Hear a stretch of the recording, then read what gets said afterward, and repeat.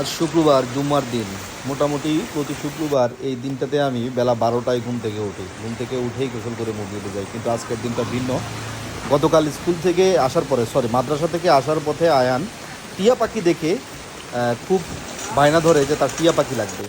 সেজন্য টিয়া পাখি কিনতে আজকে আমরা যাচ্ছি শুক্রবার সকালবেলা আমাদের জয়দেবপুর বাজারে পাখির হাট বসে। তা আমরা সেই পাখির হাটে যাচ্ছি টিয়া পাখি কিনতে। তো প্রচুর বৃষ্টি, ধুম বৃষ্টি, কিন্তু ছেলের জিদ বাপের মতো হয়েছে। বা আমিও ছোটোবেলায় পাখি খুব পছন্দ করতাম।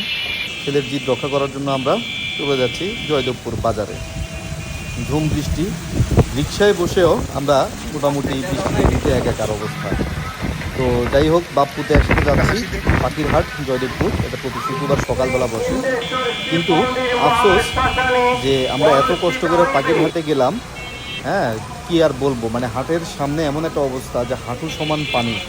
সেই হাঁটু পানি পার হয়ে যখন আমরা হাটের ভিতরে প্রবেশ করলাম, তখন যাই দেখলাম পুরা হাট ফাটা। এত বৃষ্টিতে কবুতর নিয়েও কেউ আজকে হাটে আসে। অল্প কয়েকটা মুরগি উঠছে, অল্প কয়েকটা হাঁস উঠছে, আর 8-10টা কবুতর উঠছে। আজকে কিছুই উঠে, কিন্তু অন্যান্য সময় এখানে প্রচুর কবুতর, প্রচুর পাখি, বিভিন্ন রকম পাখি এই হাটে পাওয়া যায়। এটা হচ্ছে জয়দেবপুর বাজার, মুরগি বাজারের পাশে। লাস্ট কী করবো, বাধ্য হয়ে চলে আসছি পাখির মার্কেটে, যে স্টেডিয়াম মার্কেটের পাশে রথখোলা। সেখানে এসে আমরা এখান থেকে পাখি পছন্দ করলাম এবং এখান থেকে 2টা টিয়া পাখি কিনলাম। কিনে আমরা বাড়ি ফিরে আসলাম বাপ্পুর দুজনে মিলে। তো এই হচ্ছে আমাদের সেই 2টা পাখি। একটার নাম হচ্ছে মিঠু আর একটার নাম হচ্ছে মিনা। মোটামুটি আয়ান খুব হ্যাপি তার এই পাখিগুলোকে পেয়ে।